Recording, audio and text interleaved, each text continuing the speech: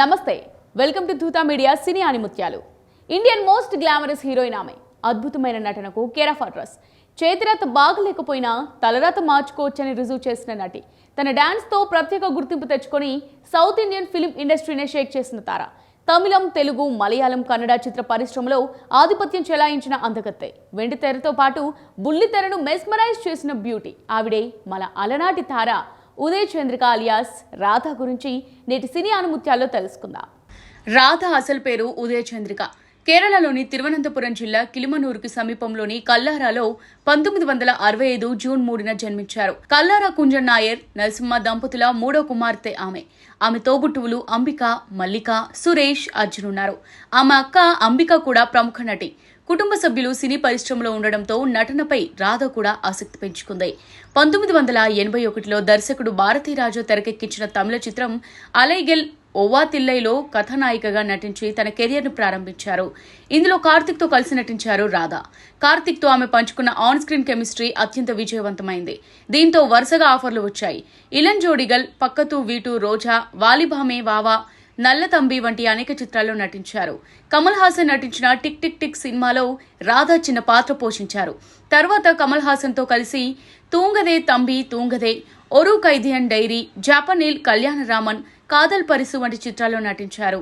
అలాగే శివాజీ గణేశన్, శివకుమార్, రజనీకాంత్, కె భాగ్యరాజ్, విజయకాంత్, సత్యరాజ్, మోహన్, ప్రభు, కార్తీక్, టి రాజేందర్, అర్జున్ వంటి నటులతో కలిసి నటించారు. 1985లో ముతాల్ మరియతై చిత్రానికి గాను తమిళంలో ఉత్తమ నటిగా ఫిలింఫేర్ అవార్డును అందుకున్నారు రాధ. అంతేకాదు ఈ చిత్రం 1985 ఇంటర్నేషనల్ ఫిలిం ఫెస్టివల్ ఆఫ్ ఇండియాలో ప్రదర్శించారు.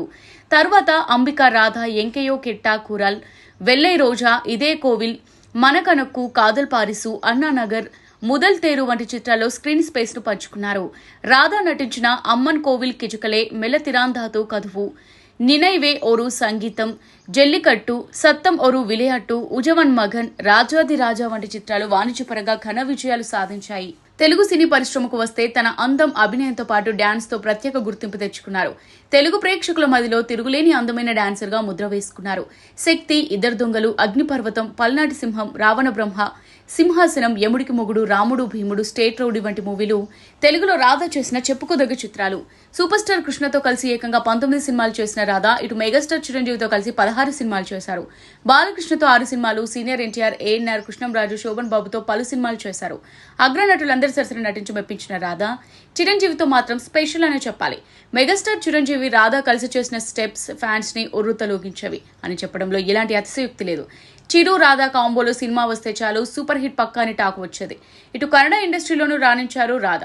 6 కన్నడ చిత్రాల్లో నటించారు. అలాగే హిందీ చిత్రం మాంగ్ భారో సర్జనకు రీమేక్ అయిన సౌభాగ్యలక్ష్మి చిత్రంలో నటుడు విష్ణువర్ధన్, నటి లక్ష్మితో కలిసి స్క్రీన్ షేర్ చేసుకున్నారు.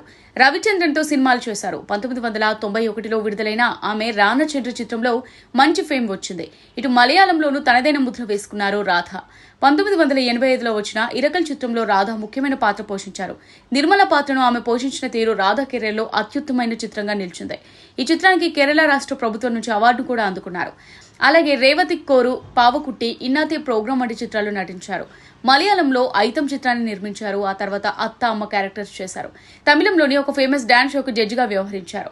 తన అద్భుతమైన నటనతో ప్రేక్షకులను మెప్పించిన రాధ 1991లో హోటల్ వ్యాపారి రాజశేఖరన్ నాయర్ను వివాహం చేసుకుంది.